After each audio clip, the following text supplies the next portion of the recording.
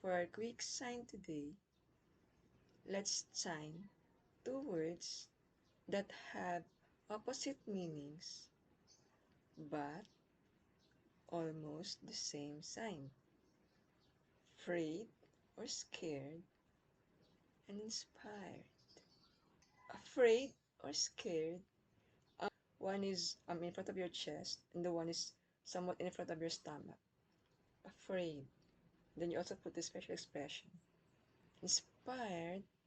The two hands are on the same height and they are like giving you fire or refreshing you, inspired. So scared, inspired. Continue learning and stay happy.